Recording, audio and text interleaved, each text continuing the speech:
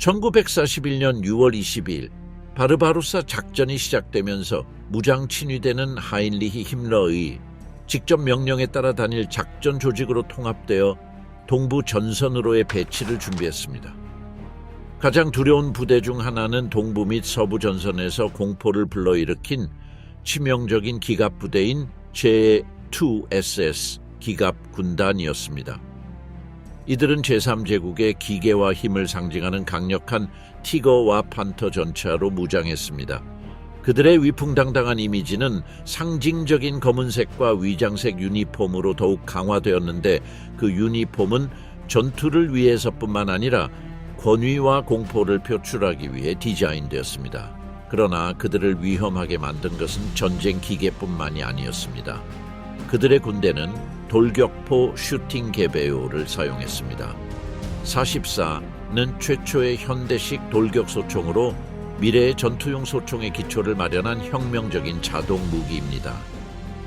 진보된 무기고와 광신적인 결의를 갖춘 무장 친위대는 독일 국방군의 선봉에 섰습니다. 그들은 아돌프 히틀러의 이름으로 절대적인 충성을 맹세하고 지구와 하늘을 모두 정복하려고 했습니다.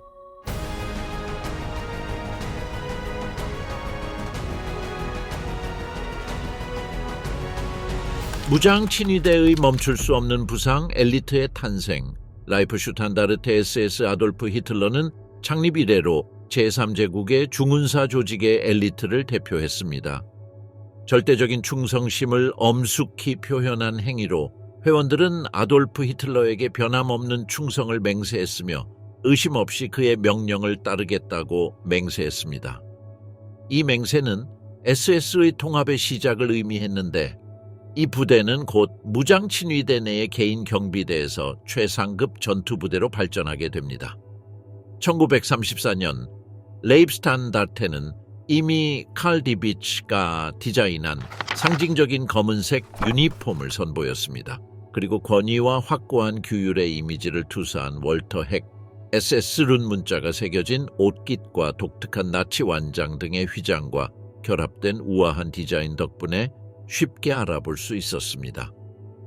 당시 다른 군대와는 달리 그들의 복장은 존경과 두려움을 불러일으키도록 꼼꼼하게 맞춤 제작되었으며, 이는 힘러가 생각한 군사적, 정치적 엘리트를 반영한 것입니다. 라이프슈탄다르테의 영향력은 빠르게 커져서 총통과 가장 가까운 부대가 되었다.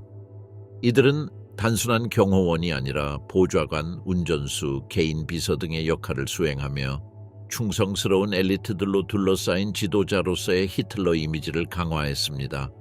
정권이 발전함에 따라 라이프슈탄다르테는 무장 친위대의 출현을 위한 길을 열었습니다. 무장 친위대는 1941년 6월 22일 소련 침공을 통해 진정한 통합을 경험했습니다. 그때까지 무장 친위대의 구조와 작전 수행 능력은 독일 국방군에 비해 제한적이었습니다. 독일 국방군에 비해 역할이 제한적이었지만 갈등의 규모로 인해 확대되었다. 그들은 서로 다른 전선에 배치되었습니다. 북부군 집단에는 제3SS 기갑 사단 토텐코프와 제4 SS 경찰 사단 폴리차이가 배치되었고, 중부군 집단에는 제2 SS 기갑 사단 다스라이히가 배치되었고, 남부군 집단에는 제1 및 저 SS 기갑 사단 라이프슈탄다르테와 비킹이 배치되었고, 핀란드군 집단에는 제6 SS 산악사단 노르드가 배치되었습니다. 이러한 동원으로 인해 무장 친위대는 독일 군사 전략의 필수적인 구성 요소가 되었습니다. 동부 전선에서의 전역 동안 이 부대는 결정적인 전투에서 그 효율성을 입증했습니다. 제2 SS 기갑사단 다스라이히는 민스크 포위망을 파괴하는 데 기여했고, 제3 SS 기갑사단 토텐코프는 발트 3국을 통과해 진격했습니다. 우크라이나에서는 제1 SS 기갑사단과 저 SS 기갑사단이 키예프에서 50만 명이 넘는 소련군을 포로로 잡는 데 참여했습니다. 이러한 성과에도 불구하고 콜라반도에서 제9 SS 산악사단 노르드가 거의 파괴되고, 모스크바 전투 이후 여러 사단이 철수하는 등 좌절도 겪었습니다. 이러한 경험은 무장 친위대의 구조를 강화하고 갈등에서의 역할을 재확인했습니다. 미국이 전쟁에 참전하면서 무장 친위대는 병력을 확대하여 더 많은 독일군 병사뿐만 아니라 외국인 자원자도 포함시켰습니다. 8 SS 기병사단과 같은 새로운 사단이 등장했습니다. 플로리안 가이어와 제구, SS 기갑사단, 호헨슈타우펜, 게다가 플랑드르 SS, 랑게마르크, 발롱 SS, 발로니, 제일 SS 코사크 기병사단, 코사켄과 같은 외국 부대는 구성을 확대할 필요성을 반영했습니다. 무장친위대의 통합으로 무장친위대는 다국적 군대로 변모하였고, 무장친위대의 성장은 초기의 이념적 전략보다는 갈등의 긴박성에 더 크게 기인했습니다. 무장친위대는 독일 정규군에 비해 특혜를 누렸는데, 이는 전쟁 내내 독일 국방군 내에서 긴장과 분노를 불러일으켰습니다. 처음부터 이러한 부대는 강력한 이념적 요소를 갖춘 정계 부대로 구상되었으며, 이를 통해 고품질 장비, 더 나은 보급품, 병력 및 보급품 배정에서 우선권을 받을 수 있었습니다. 많은 육군 사단이 물자 부족으로 어려움을 겪었지만, 특히 갈등의 마지막 단계에서 무장 친위대 부대는 독일의 전략적 상황이 이미 절박했을 때에도 현대적인 장갑 차량, 진보된 무기, 잘 훈련된 인력 보충을 계속 받았습니다. 이런 특혜주의는 정규군 내에서 무장 친위대가 별개의 부대가 아니라 특권을 누리는 부대라는 인식으로 이어졌고, 특히 무장 친위대가 우선적으로 대우받는 반면 자기 부대는 필수 자원이 부족하다는 것을 보고 베테랑 국방군 장교들 사이에서 강한 분노를 샀다. 이러한 특혜적 대우의 가장 분명한 사례 중 하나는 무장 친위대의 기갑 사단 창설이었는데, 어떤 경우에는 육군의 기갑 사단보다 장비가 더 좋았습니다. 립스탄다르트 SS 아돌프 히틀러 다트라이시, 토텐코프 및 위킹과 같은 사단, 그들은 판서 시버, 팬터믹 타이거와 같은 가장 진보된 모델의 전차와 장갑 차량을 갖추고 있었지만, 많은 A열 부대는 구형 모델로 계속 작전을 수행하거나 교체 차량을 받는데 어려움을 겪었습니다. 장비와 보급 측면에서의 이러한 이점 덕분에 무장친위대 기갑사단은 전장에서 매우 공격적이고 두려운 세력이 되었습니다. 그러나 전술적 전문성보다는 이념과 투쟁 정신에 지나치게 의존한 탓에 이러한 부대는 통제 불능의 공격성을 보이는 경우가 많았고, 그 결과 막대한 손실과 위험한 작전으로 자신의 위치를 위협받게 되었습니다. 일부 사단은 높은 수준의 군사적 역량을 개발하는 데 성공했지만, 많은 사단은 육군 지휘관들로부터 군수품을 낭비하는 광신자이자 정권에 대한 충성심을 보여주는 데 더 관심이 있는 자들로 여겨졌습니다. 이들은 신중하고 효율적인 군사 전술을 적용하는 데 관심이 없었습니다. 제2SS 기갑군단은 제2차 세계대전 당시 독일에서 가장 강력하고 치명적인 기갑부대였습니다. 무장친위대에 의해 편성되었으며 최고의 무기와 장비를 갖추었으며 많은 육군 사단보다 더 뛰어났습니다. 그 기원은 1942년으로 거슬러 올라가는데, 당시 SS 오버그루펜피러 파울 하우저가 힘러와 히틀러를 설득하여 라이프 슈탄다르테 다스라이히 토텐코프 사단에 완전한 전차를 제공하게 했습니다. 그 순간부터 무장 친위대는 전개 기갑부대가 되었습니다. 세계 주요 사단은 독일군에서 가장 뛰어난 장갑을 갖추고 있었습니다. 그 중에는 중형 전차 중에서 가장 진보된 것으로 여겨지는 아웃퓨룽 D 및 아웃퓨룽 A 모델이 판터 전차도 있었습니다. 이 차량들은 75mm 캄프바겐 카논에 42 고속포로 무장했는데, 이 포는 이 갈등에서 가장 효과적인 무기 중 하나로 2000m 이상 떨어진 적의 전차를 모두 파괴할 수 있었습니다. 화력, 속도, 경사 장갑이 결합되어 소련의 T-304 전차와 연합군이 사용한 셔먼 전차에 비해 상당한 이점을 제공했습니다. 펜터 전차 외에도 제2SS 기갑 군단은 파괴력이 뛰어난 것으로 알려진 타이거 모델 1 판처 중전차 6대로 구성된 중대를 보유하고 있었습니다. 이 전체는 88mm 캄프바겐 카논의 36구경 포가 장착되었는데 이 무기는 소련군이나 연합군의 기갑 차량이 방역할 수 있을 만큼 가까이 접근하기도 전에 파괴할 수 있는 파괴력 있는 관통력을 지닌 무기입니다. 두꺼운 정면 장갑 덕분에 직접 전투에서는 거의 파괴될 수 없었고 전장에서 엄청난 이점을 얻었습니다. 하지만 제2SS 기갑 군단의 모든 전차가 최첨단 모델이었던 것은 아닙니다. 많은 부대는 여전히 판처 3과 판처 4 전차를 사용했으며 특히 지원 역할에 많이 사용되었습니다. 판처 3호 전차는 이미 구식으로 간주되었지만 50mm 60무늬 캄프와겐 카논에 대포를 장착한 L 및 M 모델과 같은 최신 버전은 계속 사용되었습니다. 반면에 아웃führung H와 같은 더 발전된 버전의 판세이소는 추가 장갑으로 보호가 더 잘 되었고 475파운드 대포인 캄프와겐 카논으로 무장했습니다. 고속 밀리미터 탄환으로 독일 기갑 부대의 중추를 이루었습니다. 마지막으로 제2SS 기갑 군단의 전차 구축 대대는 적의 방어 위치에서 기갑 차량을 제거하도록 설계된 스톰게슈츠 3 및 마르더 3와 같은 특수 차량을 보유했습니다. 이 SS 기갑 군단의 병사들은 고도로 훈련되고 전쟁으로 단련된 전사들이었으며 광범위한 전장 경험을 가지고 있었습니다. 대부분은 3에서 4년의 실제 전투 경험을 가지고 있어서 노련한 베테랑이었고 자신들에게 요구되는 것이 무엇인지, 대결의 잔혹함이 무엇인지 잘 알고 있었습니다. 그들의 훈련은 공격성, 기습 공격, 그리고 다양한 무기의 조합에 기초했으며 이를 통해 파괴적인 화력으로 조직적인 공격을 실행할 수 있었습니다.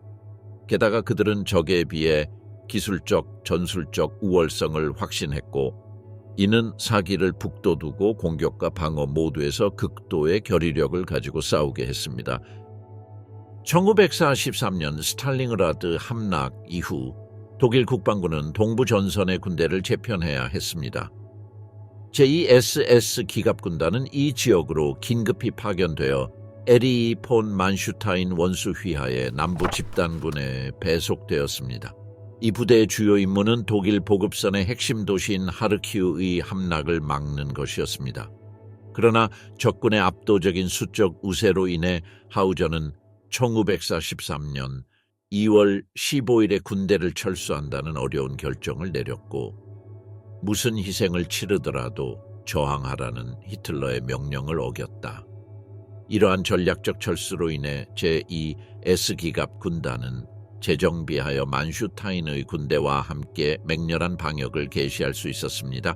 1943년 3월 그들은 하르키우 제3차 전투를 지휘하여 포위 공격을 실행하고 다수의 소련군 부대를 파괴했습니다. 이 도시는 3월 14일에 탈환되었고 독일군의 가장 효과적인 부대 중 하나라는 명성을 굳혔습니다. 1943년 7월 제2SS 기갑군단은 동부전선에서 독일이 시도한 마지막 주요 공세 작전인 치타델레 작전에 참여했습니다. 이 작전에서 이 군단은 제4 기갑군의 일부를 구성하여 쿠르스크 전투 남부 지역의 징역을 이끌었습니다. 이곳에서 그들은 역사상 가장 큰 전차전 중 하나인 프로호로프카 전투에서 격돌했습니다. 판터와 티거와 같은 현대식 장갑 차량을 보유하고 있었음에도 불구하고 소련군의 끈질긴 저항과 대전차 방어수단의 대대적인 사용으로 인해 무장 침입되는 엄청난 피해를 입었습니다. 작전이 실패한 후 제2SS 기갑 군단의 4단은 철수하여 연합군의 침공에 대응하여 이탈리아로 파견되었습니다. 시칠리아. 그러나 라이프 슈탄다르테 SS 아돌프 히틀러만 이전되었고 다스라이히와 토텐코프는 동부 전선에 남았습니다. 1944년 6월 연합군이 노르망디에 상륙한 후 제2SS 기갑군단은 연합군의 공세를 봉쇄하기 위해 프랑스로 파견되었습니다. 이제 SS 루펜피러 빌헬름 비트리히의 지휘해 이 군단은 항전투에 참여하여 영국 21 군 집단과 교전했습니다. 그러나 연합군의 공중 우세와 끊임없는 폭격으로 인해 기동 능력이 저하되었습니다. 네덜란드의 전략적 다리를 점령하기 위한 연합군의 공세인 마켓 가든 작전에 맞서기 위한 시기였습니다.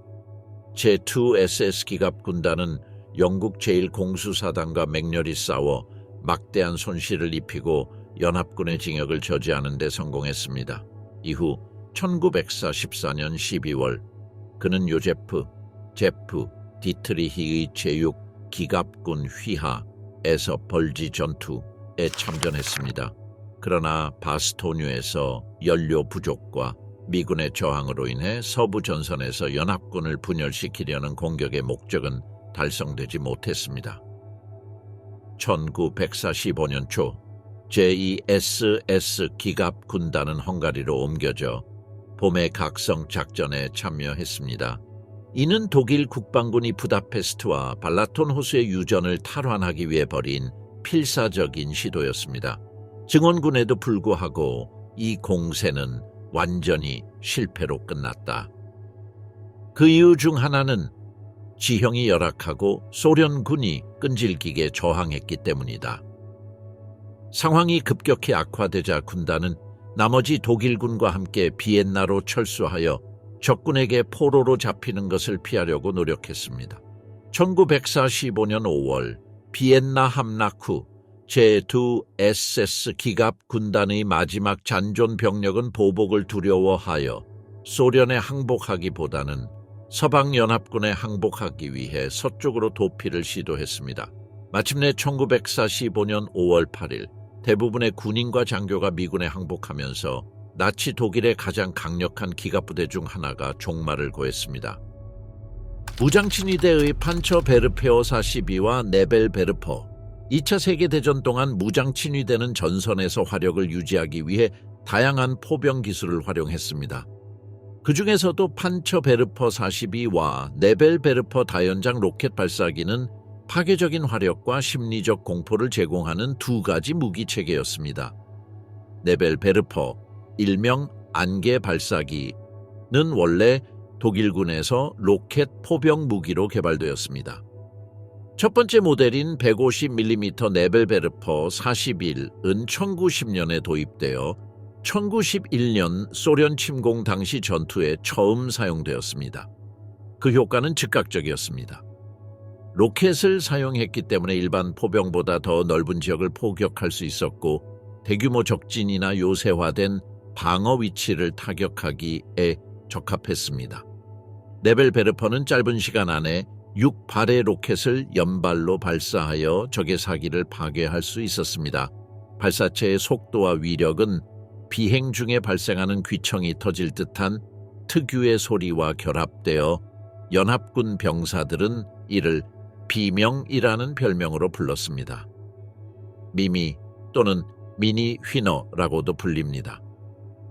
또한 이 시스템은 고폭탄, 연막탄, 화학작용제 등 다양한 유형의 투사체를 발사할 수 있어 전장에서의 다재다능함을 높였습니다.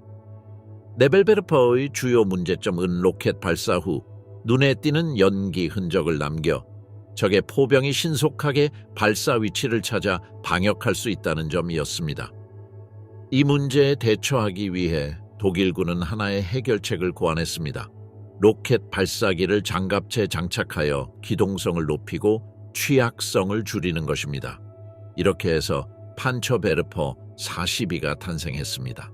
판처 베르퍼 42는 네벨 베르퍼의 개량형으로 SDK 앱시드 4-2의 마울티에 이 하프트랙의 차대에 장착되어 견인형 모델에 비해 기동성과 보호성이 더 뛰어납니다.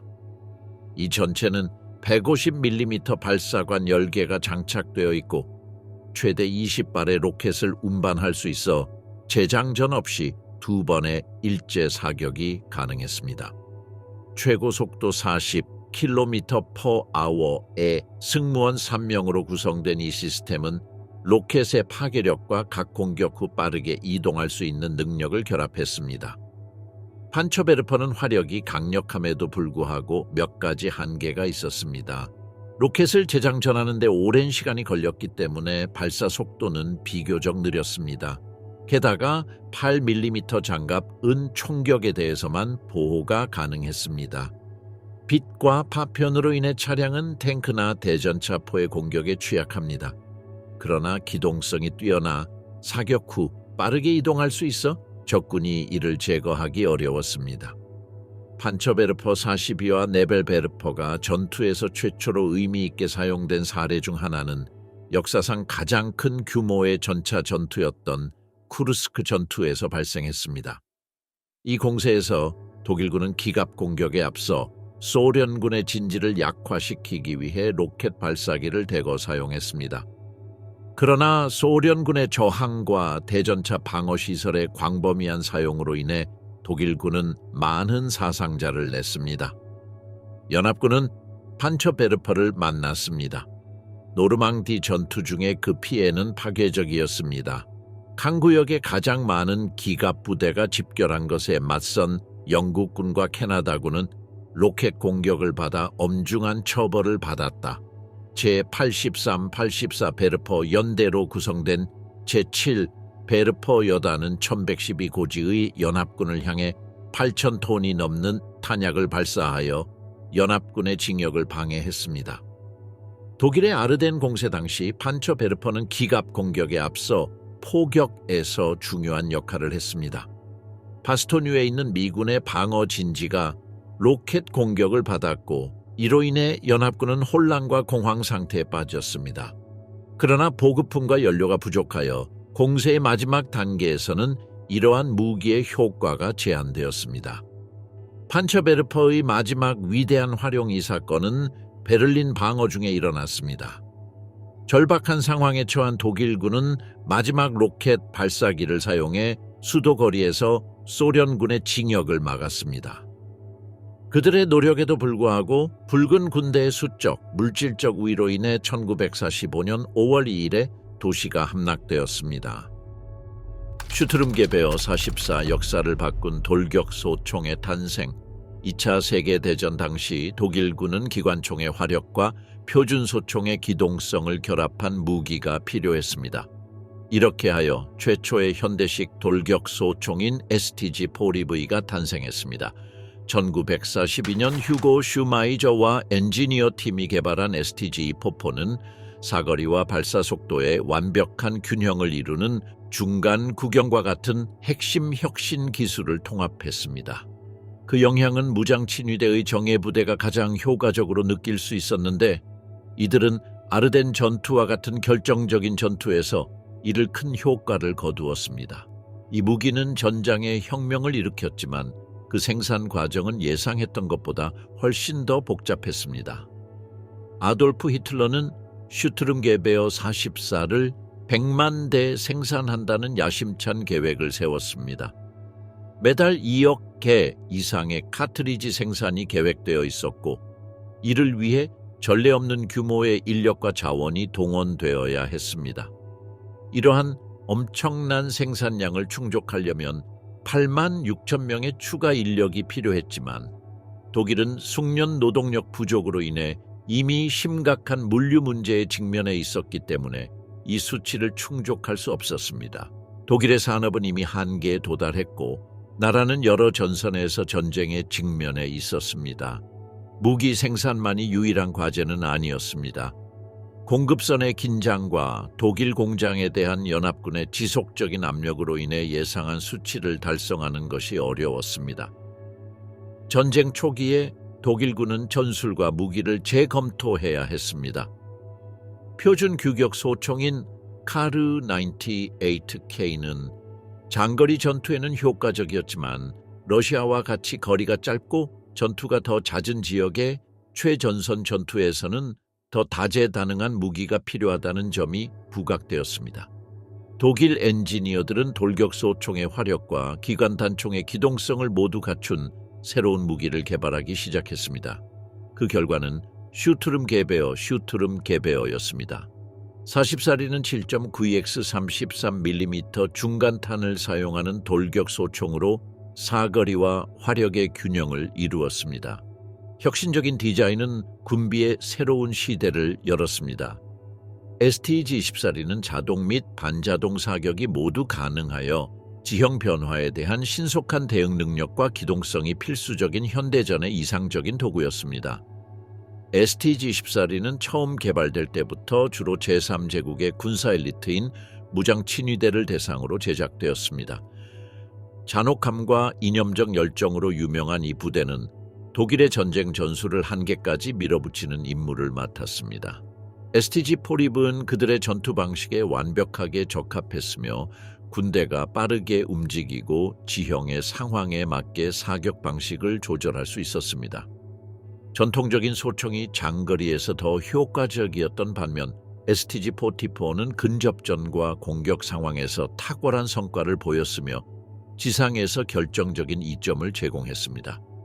STG-44가 사용된 가장 상징적인 순간 중 하나는 1944년 불지 전투 때였는데 독일군이 서부 전선에서 연합군을 상대로 기습 공세를 시도했던 때였습니다. 기갑척탄병을 포함한 독일군은 기계화 보병 부대였습니다. 싸우면서 그들은 STG-4립을 이 전투에서 매우 효과적으로 사용했습니다. 판처 그레나디어는 STG-4립으로부터 많은 이점을 얻었습니다. 제2차 세계대전 당시 탄약 부족은 특히 독일군에게 심각한 문제였다. 전쟁이 격화되면서 무기, 특히 STG-4립의 돌격소총에 대한 필요성이 점점 더 시급해졌습니다. 그러나 STG-44의 월이역발 생산을 목표로 한 생산 예측은 자원과 인력 부족으로 인해 달성하기 어려웠습니다. 독일의 계산에 따르면 이 소총의 생산 기대치를 충족시키려면 약 8만 6천 명의 추가 인력이 필요했을 것입니다. 그러나 동부 전선에서 발생한 막대한 손실로 인해 이들 노동자들을 고용할 수 없었고 이로 인해 생산과 공급 능력이 심각하게 영향을 받았습니다. 이러한 노력에도 불구하고 탄약 부족은 훨씬 더 심각한 문제가 되었고 전선의 상황은 이러한 어려움을 반영했습니다. 탄약이 부족해서 제한된 자원을 사용할 수 있었던 제1보병사단과 같은 부대는 때때로 최소한의 탄약으로 싸워야 했습니다. 무장 친위대 제복, 시대를 앞선 아방가르드 디자인. 1932년 SS는 칼 디비치가 그래픽 디자이너 발터 핵과 협업하여 고안한 상징적인 유니폼을 채택했습니다. 이 복장에는 SA를 상징하는 갈색 셔츠가 포함되었지만 신발부터 군용 모자까지 나머지 복장은 독특한 빨간색 완장을 제외하고는 전부 검은색이었습니다. 악천후에 대비해 긴 모직 코트에는 어깨 패드, 칼라 패치, 특징적인 완장 등 동일한 식별 요소가 제공되었습니다. 이 당시 오버호프 회사에서 나의 명예는 충성심이다 라는 문구가 새겨진 새로운 벨트 버클이 디자인되어 SA에서 사용하던 기존 버전을 대체했습니다. SS 계층에 슈트름만, 에스톤만과 로텐피러 로텐führer를 포함한 새로운 계급이 추가되었습니다. 동시에 힘러는 입국을 위한 더 엄격한 선발 시스템을 시행하여 아리아 혈통에 대한 문서화된 증거를 요구했습니다. SS 안베르터 지휘에서는 의무적 시험 기간이 정해졌는데 지원자는 공식적으로 SS만으로 인정받기 전에 최소 6개월 동안 머물러야 했습니다. 회원 수가 늘어나 자루엠은 새로운 장교 계급의 창설을 추진하여 지휘 구조를 강화하기 위해 오버스툼führer와 오버스툼반führer라는 직함을 도입했습니다. 1933년 히틀러가 총리로 집권한 후 SS는 장교와 사병 간의 구분을 더욱 명확히 하기 시작했습니다. 에서 당시에는 힘러의 직접 승인이 있어야만 돌격 지도자 계급으로 승진할 수 있었는데 힘러는 각 지원서를 직접 평가했습니다. 힘러는 전통적인 군사적 위계를 거부했고 군대에서 흔히 볼 수 있는 관행인 고위 장교에게 칭호로 헤르를 붙이는 것을 금지했습니다. 대신 대부분의 상황에서 카메라드라는 호칭을 사용하는 것이 권장되었습니다. 같은 해 룬 문자로 된 SS 휘장이 도입되었는데 이는 결국 조직 전체를 대표하는 상징이 되었습니다. 처음에는 라이프슈탄다르테 아돌프 히틀러의 구성원에게만 사용이 제한되었습니다. 이 배지의 주요 홍보자는 세프였습니다. 1933년 11월 4일 디트리히는 라이프슈탄다르테를 히틀러에게만 종속된 독립조직으로 선언했습니다. 디트리히는 힘러가 라이프슈탄다르테의 베를린 막사에 들어가는 것을 금지했고 몇 달 동안 그의 병사들에게 만자완장이 없는 검은색 제복을 입도록 명령했는데 이는 그들을 독일의 정규 알게마인의 SS 부대와 구별하기 위한 것이었다. 비엘fügungs트루페가 확장되면서 룬 문자의 휘장이 이 새로운 부대로 확대되었고 이는 나중에 와픈 SS로 발전했습니다. SSVT는 레입스탄다르테의 주력 연대와 차별화하기 위해 소속 부대를 나타내는 작은 숫자가 적힌 휘장의 변형을 채택했습니다. 세 가지 버전이 제정되었습니다. 도이칠란트 연대의 경우 SS1, 게르마니아의 경우 SS2, 그리고 1938년부터는 데르피러의 경우 SS3이 제정되었습니다. 이러한 식별 표시는 2차 세계대전에도 살아남았고 원래 연대가 독일군 사단과 규모가 비슷한 ESS 사단 다스 라이히로 성장했을 때에도 그대로 유지되었습니다. SS 계급과 휘장 구조의 발전에서 중요한 사건은 1934년 6월 30일에서 7월 2일까지 진행된 장검의 밤이었습니다. SS가 SA 지도부를 제거하는 데 참여하면서 나치당 내에서 히틀러에게만 책임을 지는 자율 조직으로서의 지위가 확고해졌습니다. 결과적으로 SS를 SA에서 유래한 것과 완전히 분리하기 위해 몇몇 계급 명칭이 수정되었습니다. SS의 최고 사령관을 지칭하는 리히스 후이터, SS 계급이 만들어진 것입니다. 군대의 원수와 동등한 이 새로운 계급은 힘러에게 최고 권한을 가진 지위를 부여했습니다. 1934년 이전에는 힘러는 단순히 SS 오버그룹펜 피러로 인정받았고 제국 지도자라는 칭호는 단지 존칭이었지만 힘러 자신은 그 칭호를 사용하는 것을 더 좋아했습니다. 공식 계급으로 공식화되고 다른 직함도 재편되면서 SS 계급에 명확한 명칭이 확립되었고 제2차 세계대전이 끝나고 조직이 해체될 때까지 사용되었습니다.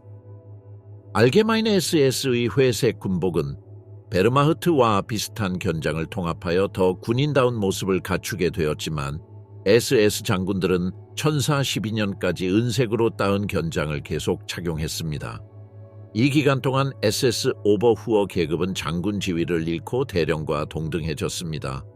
상징적인 검은색 유니폼은 점점 덜 쓰였고 시간제 임무를 맡은 알게마인의 SS 예비군에게만 강요되었습니다. 검은색 군복이 대량으로 등장한 마지막 사례는 1940년 6월 프랑스 함락 후 베를린에서 열린 승전 퍼레이드였다. 1942년 힘러는 이러한 군복 대부분을 철수하라고 명령했고 이 군복들은 동부 전선으로 보내져 지역 경찰의 보조부대에서 사용하거나 네덜란드, 덴마크 등의 국가에 있는 독일 SS에 재분배되었다. 1937년부터 라이프슈탄다르테 SS 아돌프 히틀러와 SS 비알fügungs트루페는 녹색 회색의 폐쇄형 야전 군복을 채택했는데 이는 갈등이 발발하자 무장 친위대의 표준이 되었습니다. 이 새로운 펠단추크는 1936년 육군 야전복과 비슷했지만 디자인이 달랐다. 칼라는 더 넓고 육군에서처럼 벽녹색 대신 펠트그라우색이었고 아래쪽 주머니는 독특한 SS 디자인으로 기울어져 있었으며 두 번째 단추는 더 아래쪽에 위치하여 특정 상황에서 크라바트로 칼날을 열어 입을 수 있었다. 무장 친위대의 예비군으로 지정된 토텐코프 지부도 이 복장을 채택했습니다. 무장 친위대 기갑부대의 병사들은 군복과 비슷하지만 약간 다른 디자인의 검은색 더블 브레스트 유니폼을 입었습니다. 전쟁이 진행됨에 따라 SS는 위장복을 광범위하게 사용했고 이는 다양한 전투 상황에서 유리한 위치를 차지했습니다. 그 사이 SS 본부 직원, 특히 제국 보안부 라이크시케하이츠하uptamt의 구성원은 행정 업무 시 여전히 흑빛 회색 군복을 입었습니다.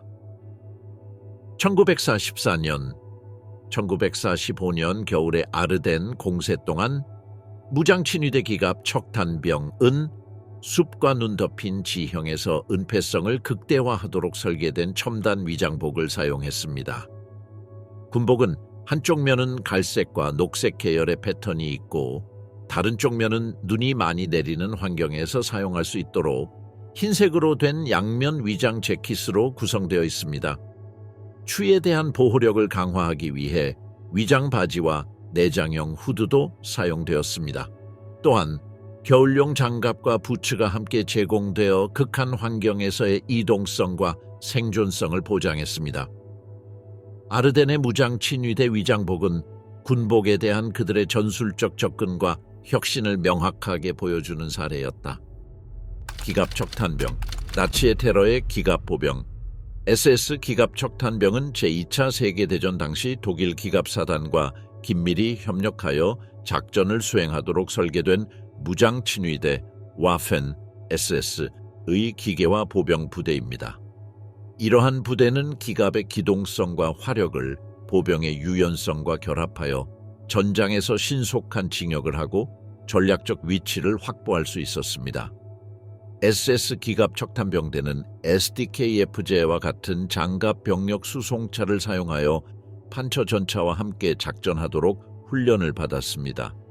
250일을 통해 전선을 따라 신속하게 이동하고 효과적으로 배치할 수 있었습니다. 그들은 MG-42 기관총, STG-44 돌격소총, 대전차 전투를 위한 판처파우스트 유탄 발사기 등 다양한 무기고로 무장했습니다. 1941년 6월 소련 침공이 시작된 이래 무장 친위대는 하인리히 힘러의 명령에 따라 통합지휘 체계로 재편되었고 동부 공세에서 핵심 역할을 맡으며 독일 전쟁 기계에 통합되었습니다. 이들 부대 중에서 SS 기갑 척탄병은 기계화 전투에서의 역할로 유명하며 중요한 충격 부대로 등장했습니다. 정권의 선전에서는 그들을 정예 전사로 묘사했지만 전장의 현실은 다른 이야기를 전하고 있었습니다. 바르바로사 작전이 시작된 지 불과 5개월 만에 무장 친위대 전투 인원의 9%가 사망했습니다. SS 기갑 척탄병의 사상자 수는 육군의 사상자 수의 2배였습니다. 정규 독일군은 훈련과 전투 전술에 심각한 문제가 있음을 드러냈습니다. 그러나 나치 고위사령부는 이러한 실수를 인정하기는커녕 자기 비판을 회피하고 자신들의 용맹함을 부각시켰습니다. 훈련의 부족을 바로잡기 위해 강제수용소 경비대 사령관이었고 국가사회주의의 광신적 수호자였던 터도르 아이케가 SS 기갑척탄병대의 창설을 지휘했습니다. 그의 지휘해 그들의 작전 능력을 개선하려는 시도가 이루어졌지만 그들은 여전히 보병 전술에서 눈에 띄는 단점을 보였다. 이들 군인들은 야간 전투, 적대적인 환경에서의 전투, 위장, 진지 강화에 대한 훈련이 부족했습니다.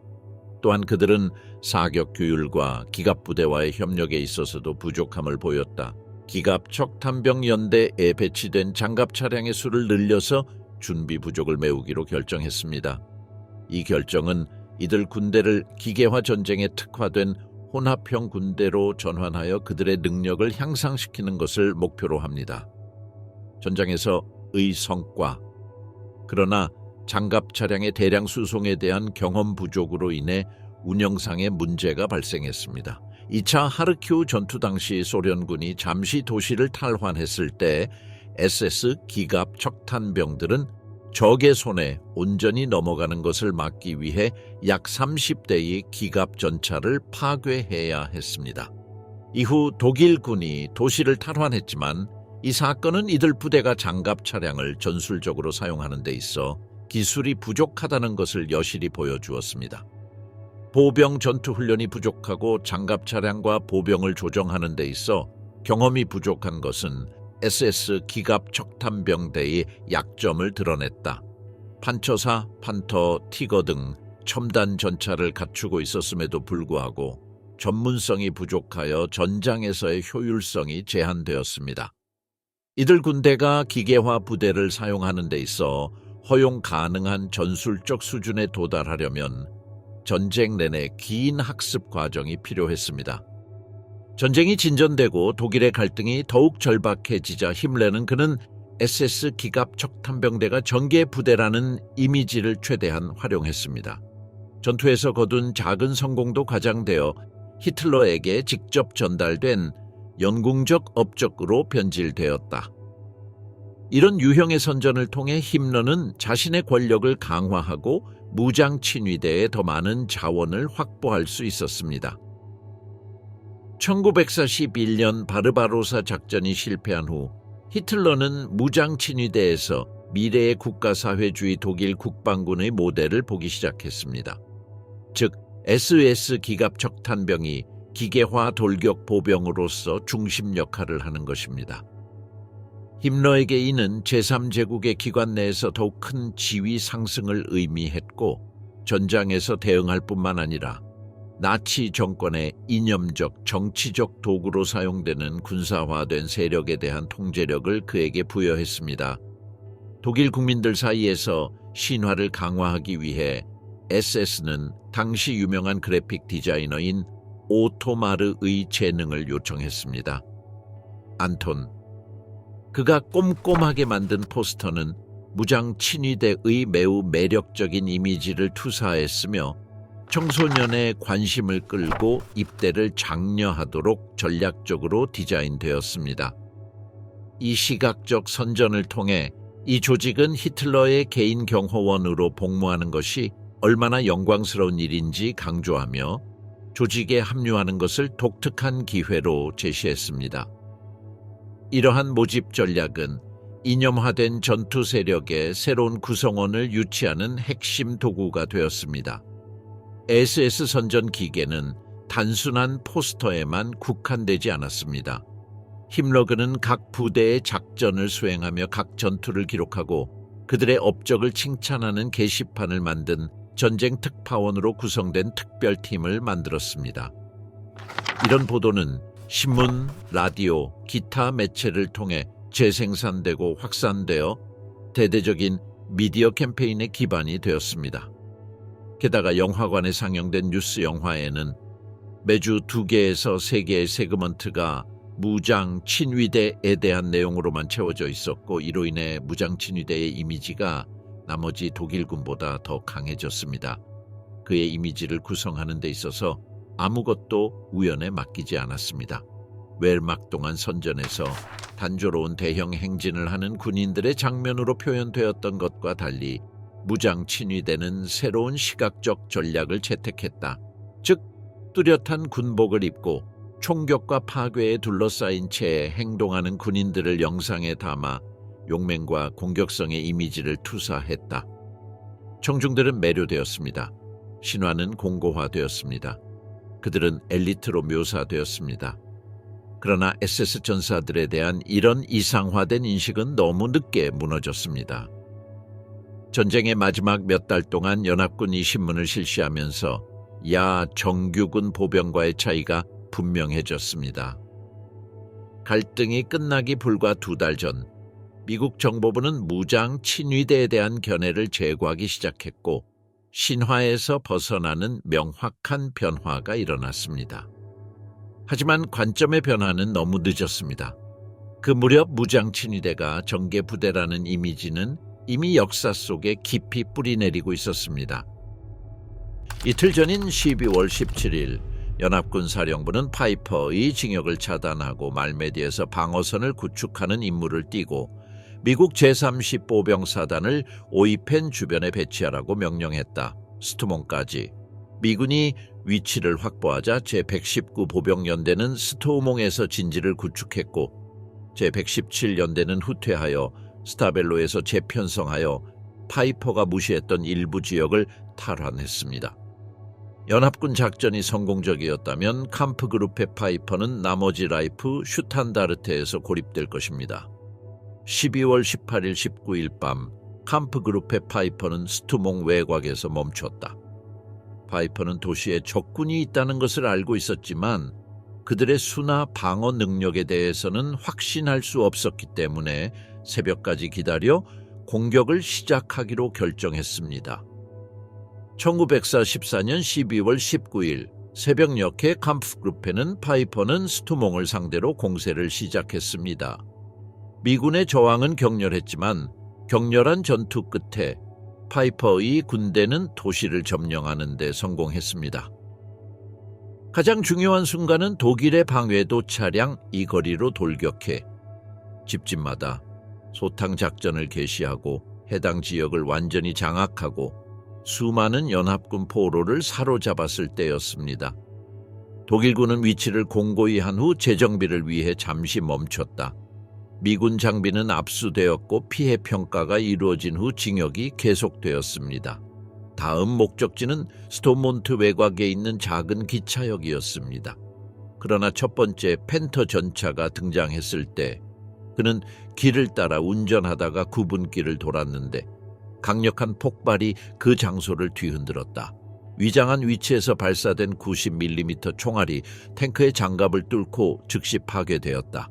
파이퍼는 적의 맹렬한 공격에 놀랐다. 그는 길이 안전하다고 믿었지만 연합군의 방어 준비를 과소평가했습니다.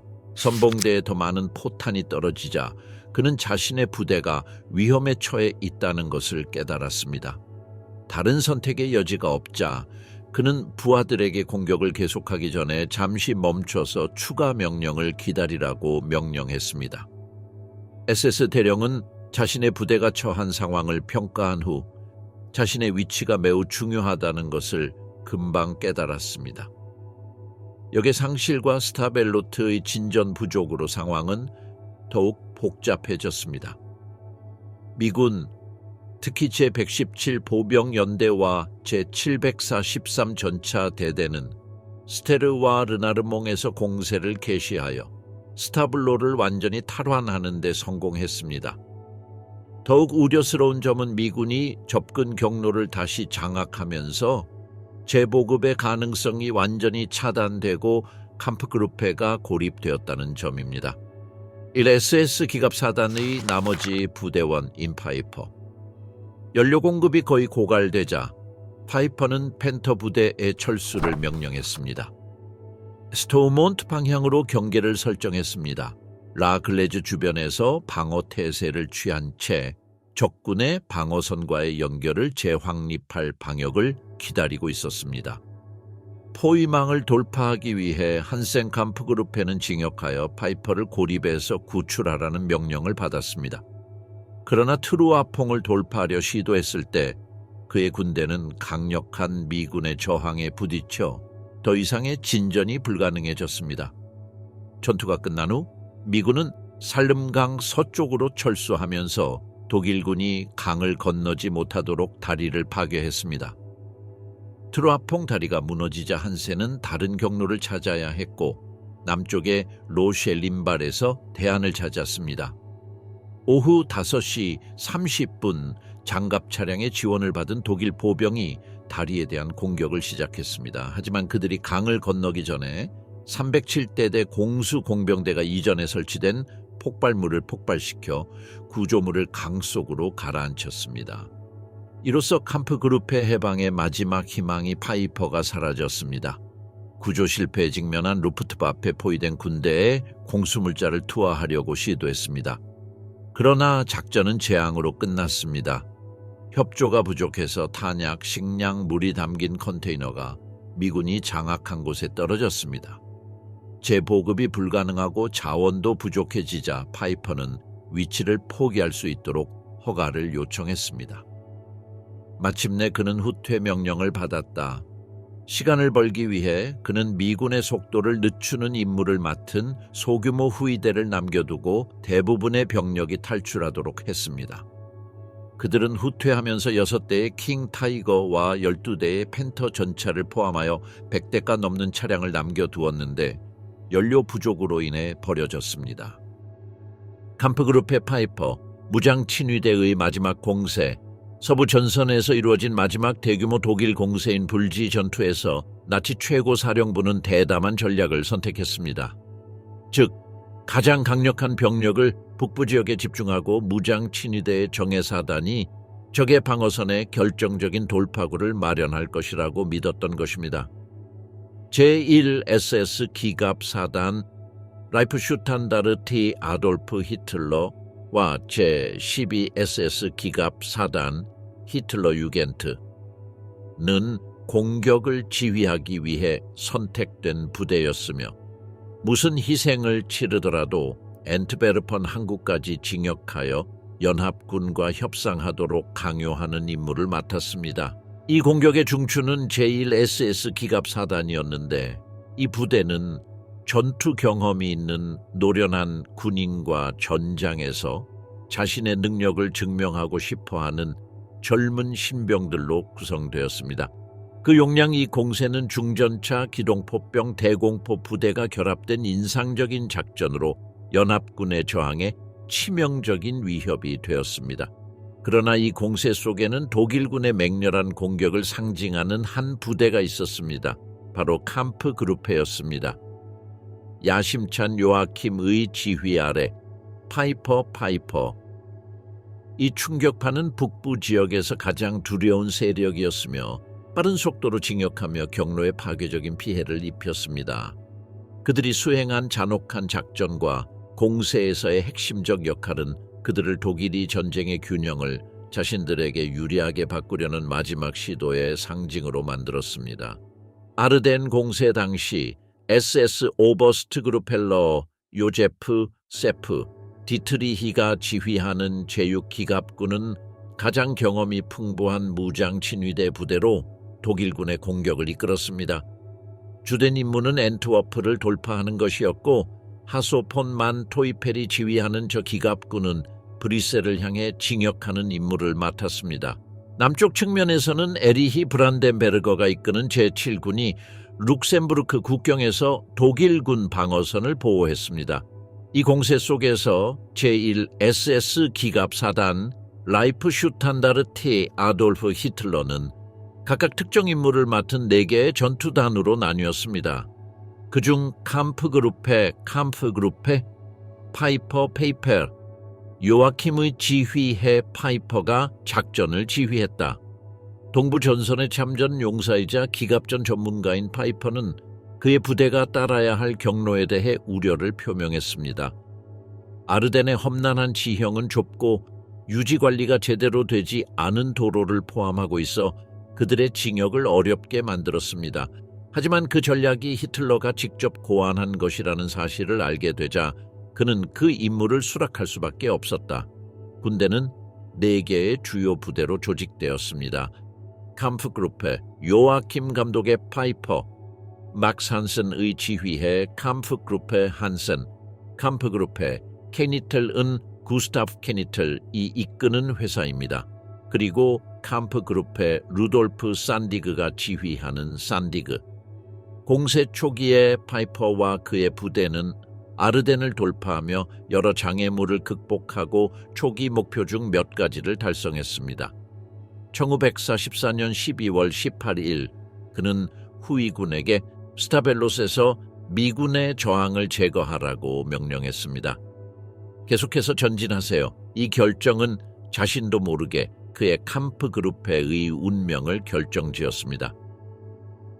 같은 날 한센 캠프그룹페는 안개를 은폐막으로 삼아 제14 기병대의 미군 호송대를 매복 공격했습니다. 기습 공격은 완벽했고 미군은 차량을 버리고 푸토로 퇴각할 수밖에 없었다. 12월 19일까지 독일군의 공세로 인한 기습 효과는 사라졌습니다. 처음에는 후퇴하고 있던 연합군은 점점 더 효과적인 저항을 조직하기 시작했습니다.